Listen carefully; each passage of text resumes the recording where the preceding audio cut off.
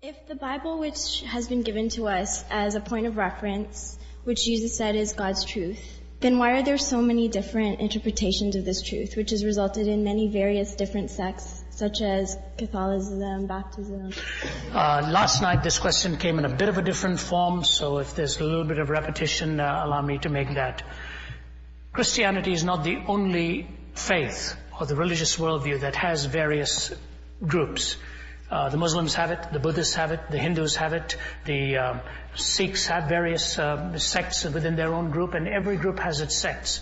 So what happens is, in the Christian faith, the reason the Bible was even formed, by the way, and the canon was pulled together, was because there were those who were trying to bring in heretical views and contrary views to what it is that Christ actually taught. And that, of course, continues to this very day.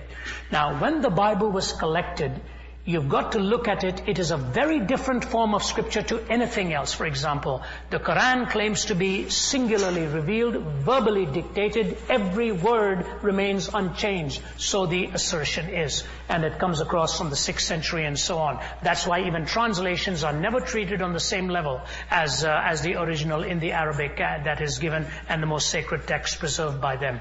Their most sacred text preserved by them. The Bible is written across 1400 years.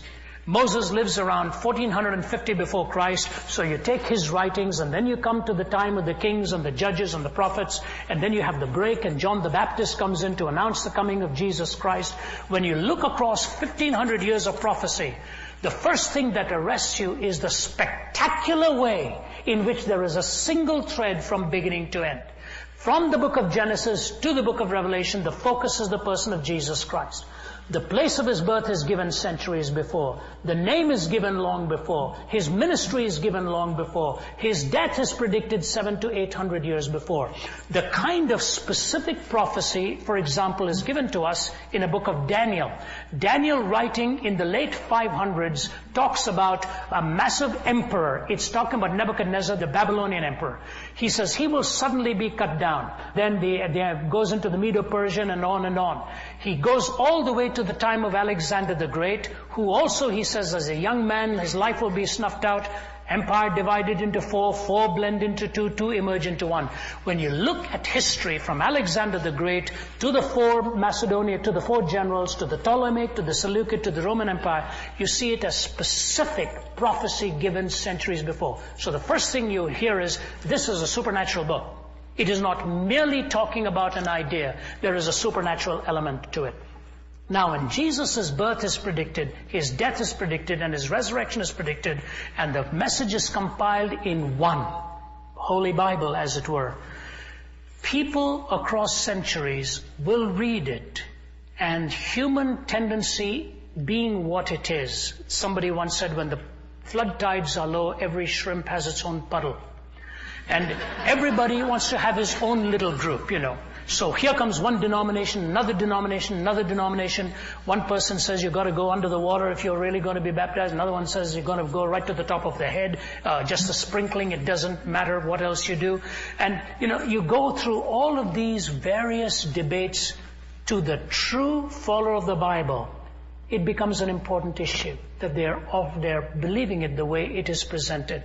My answer to you is this.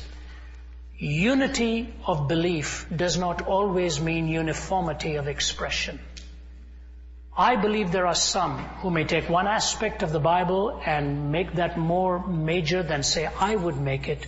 The most important thing I would say to you is that we need to measure the interpretation by the facts of the text that they are interpreting. That's how you check it out against the referent. Now, the Bible is a unique book, We don't have one statement extant ever written to us by Socrates. We think he said all those things because Plato tells us that. The difference between what Homer wrote and the first extant copy is over 1,000 years. The Bible is the lone document that we have where within a century of its articulation of these major truths, we have extant copies, and by the first 300 years we have a complete corpus of material of the Old and the New Testament. So the problem is not with the scriptures. The problem is the way people sometimes interpret it, And you have to check the referent then and make sure that that interpretation is valid. Once you have checked against the referent, you're able to talk to the person about whether it's a legitimate interpretation or an illegitimate interpretation. We should not fault the source because of the way it is used or abused. And the most important doctrines are clearly understood by the believers. In terms of the Protestant and the Roman Catholic division, which is a very great and a very tremendous historic division, and since you mentioned it, I should address that. And by the way, again, I've spoken in both categories of universities and seminaries and so on. What was the difference? The difference came in that in the Catholic Church, the authority was the Church. Whether it be the Pope or the priesthood or the cardinals, whoever, the authority was the Church. The Church had the right to interpret the Scriptures, and the Church interpreted it, and this is the way it is interpreted. When Martin Luther came on the scene in the 1500s, Martin Luther was not a bad Catholic, he was a good one. He found out he was not having ease with his conscience. He wanted to keep on confessing because he would go to bed and suddenly remember something else. And as he was reading the Scriptures, he noticed in the book of Romans that the just shall live by faith. The just shall live by faith. What he did was not destroy the priesthood in the Catholic Church. He said, every Christian is a priest before God. I have a right to come before God directly. So in the Protestant Church, the cry was sola scriptura, the Scriptures alone. Sola fide, by faith alone. So it is a question of the repository of authority. In the Catholic Church, they went with the papacy and the Church. In the Protestant Church, they went with the final authority of the Scriptures and the priesthood of the believer. Now, your challenge should be to look into the Bible and see which of these two schools of thoughts is in keeping with the Scriptures, and that's how you find out where the truth is.